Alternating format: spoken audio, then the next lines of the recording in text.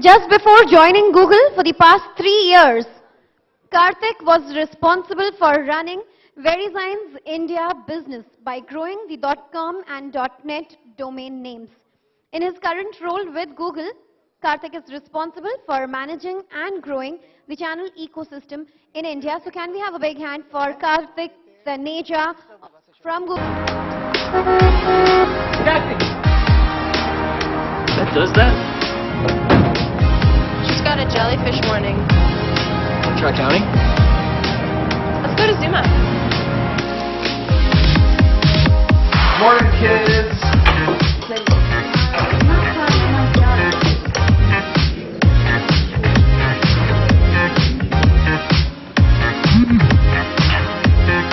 Reply, be there in 2.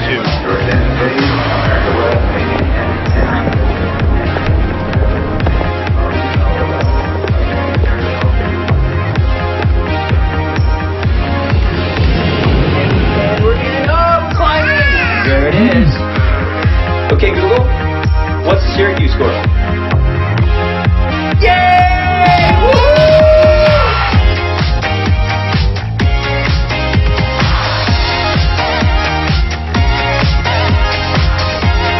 Okay, Google, open garage.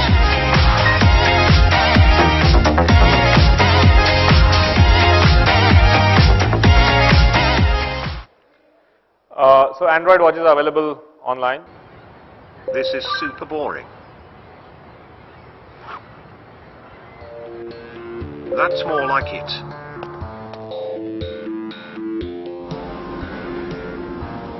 I love the feeling of wind in my laces.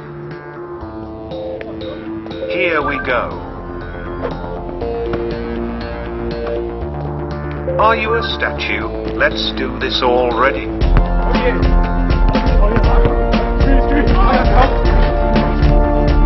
Call 911 because you're on fire. En fuego.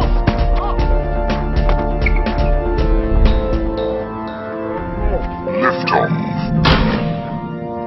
Oh my God. You've made me a very proud shoe. Wait till I tell my friends about this. Put me back on, let's go again.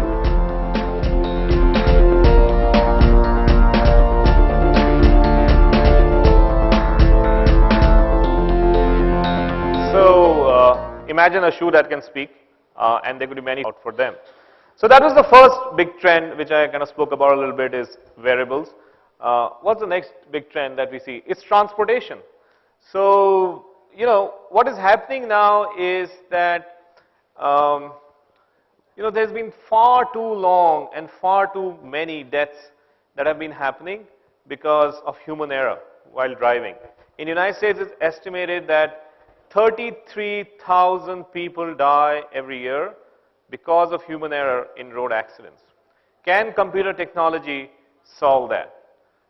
And that's a big issue, right? And not just, you know, whether it's transportation or it is, you know, something else, but definitely, that's a big problem which people are looking at. So, you know, we made a little effort. Have a look.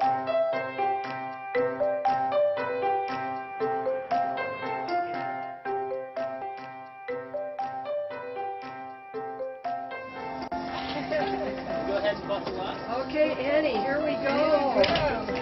All right, Connie, let's go. There's no steering wheel in the way.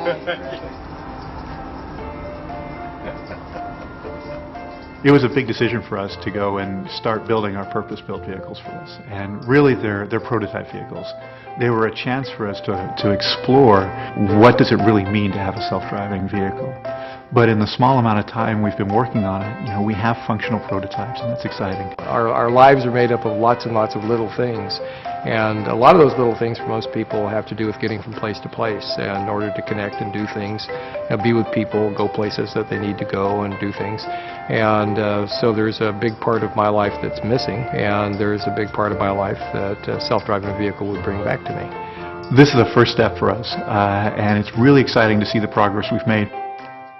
The opportunity for people to just move around and not worry about it, it's going to be incredibly empowering and incredibly powerful for people. I love this!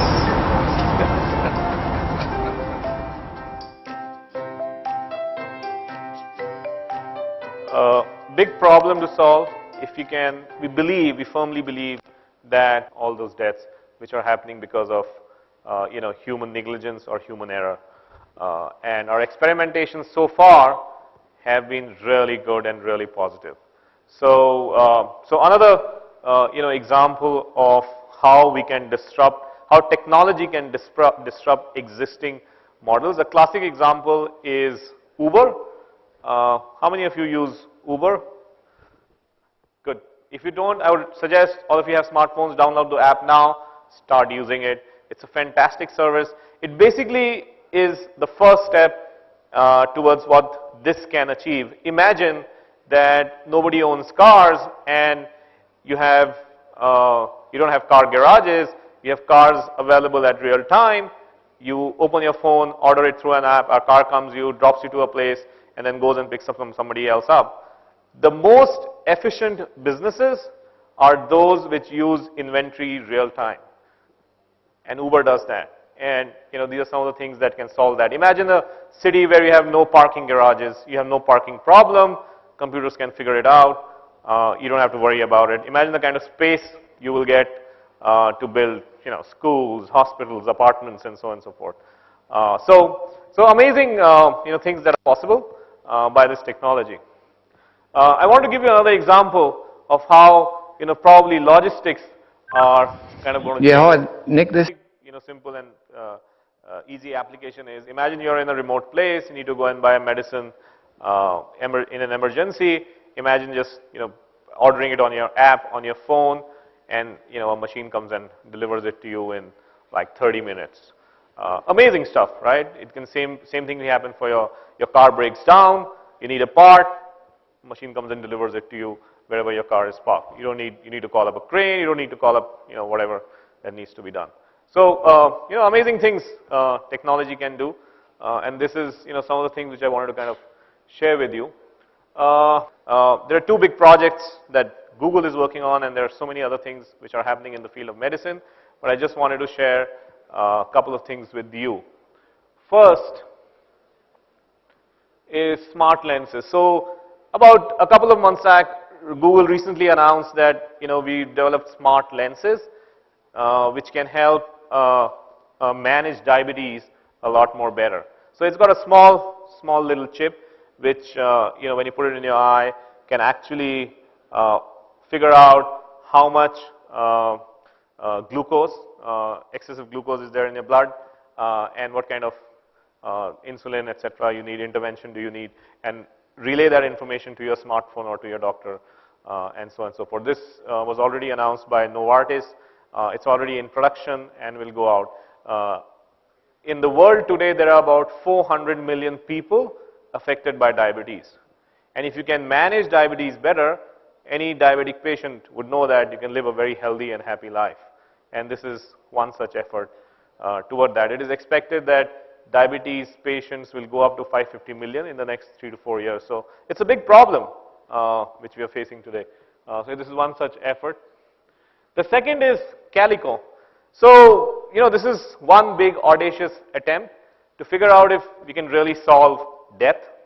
And what I mean by death is that, of course, this cartoon classically says that what are the pros and cons of never dying? One is, of course, you never die, but then the con is that everybody else does. So, in any case, the point I'm trying to say, it's a very big audacious attempt, and we recently announced this company called Calico, which will basically figure out what are the big issues in terms of medical science that are facing the human existence, and is there better ways of solving it. Far too long there's been research going on in cancer, far too long there's been research going on in AIDS, far too long there's been research going on in a lot of medical fields without any substantial results. So of course we want to figure out with use of technology as to if we can actually solve this big audacious attempt, and hats off to the people who are kind of looking into this. The last trend which I want to talk about was robotics. So I think we firmly believe that humans, a lot of works which humans do can be handled by machines and computers, and humans can do much better and intellectual stuff, which probably machines are still far away from doing that.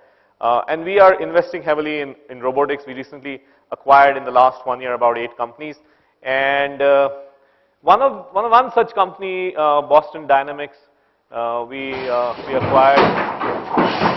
This guy is called Atlas, and basically, just want to show you what is he capable of. Walking on rocky terrain, walking on places where humans cannot go, and probably they all can have a dot robot. I don't know. So basically, the point I'm trying to say is that again, a very big problem which can be solved on that, and we will see a lot more of robotics in the coming years. So Google already has a robot called a cheetah, a dog, an Atlas, and a couple of others. Pretty interesting stuff. So amazing kind of work that is going on this field. So let's keep moving.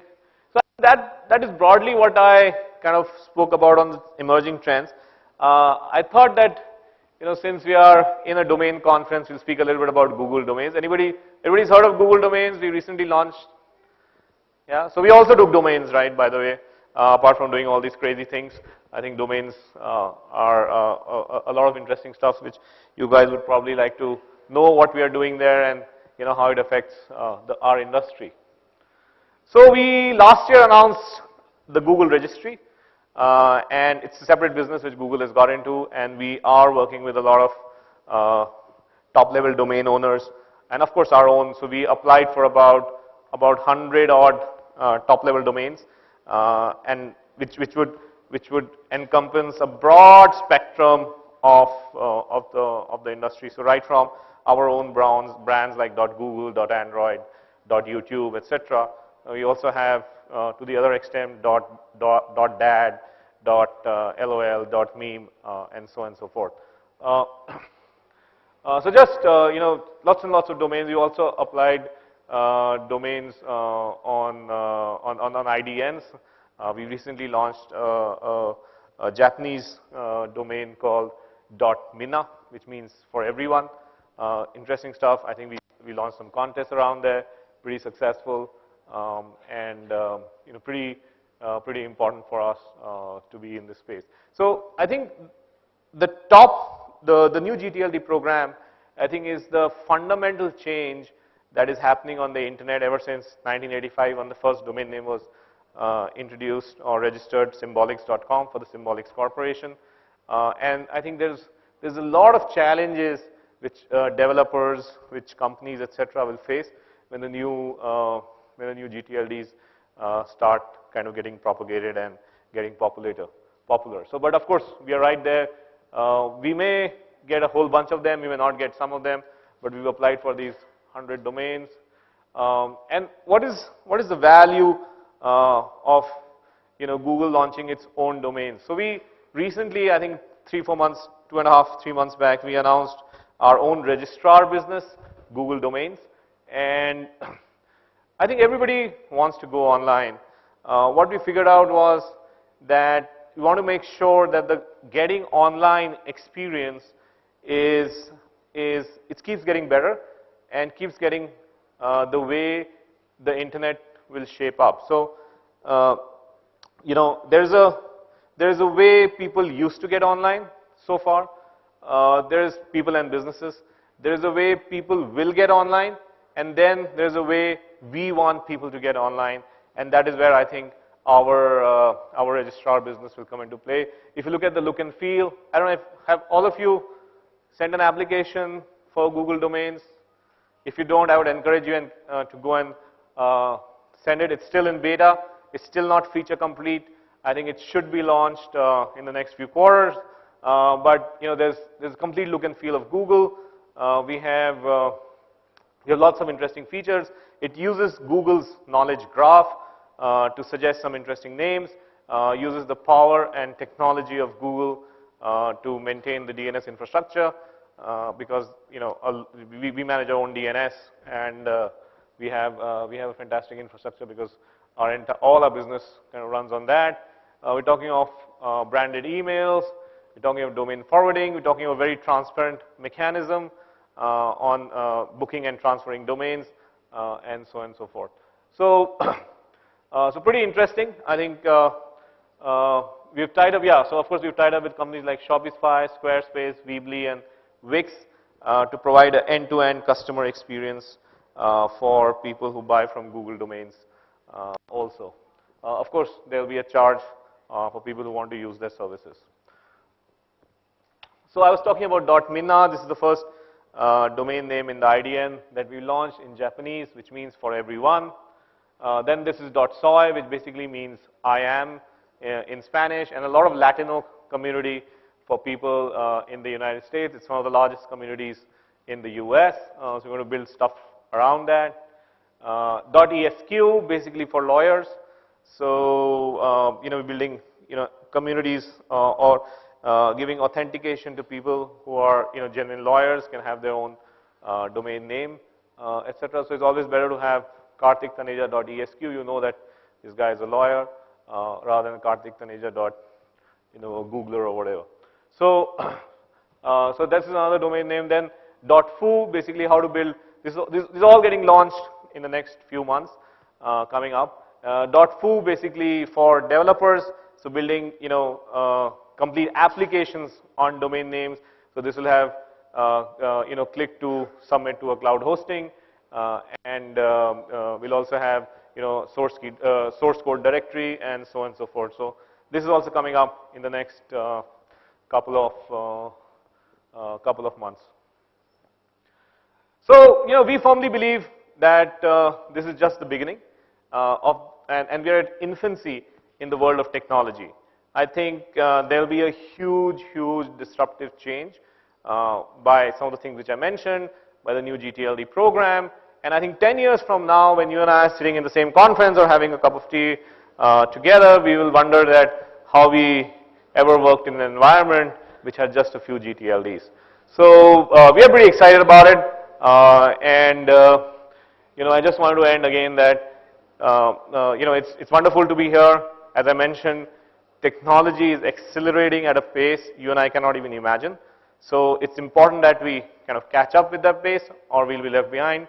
And I just wanted to thank everybody for inviting me. I'm happy to discuss it offline. Yeah, there's so much that's happening. I mean, we didn't have that kind of time to kind of touch upon it, but his question was, why didn't you touch upon the virtual reality? Happy to. Anything else? Oh, there one.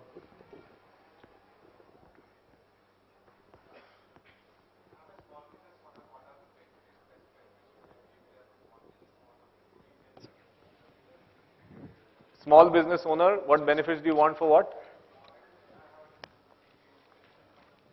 Can you give him the mic, please? I can't hear you, sorry.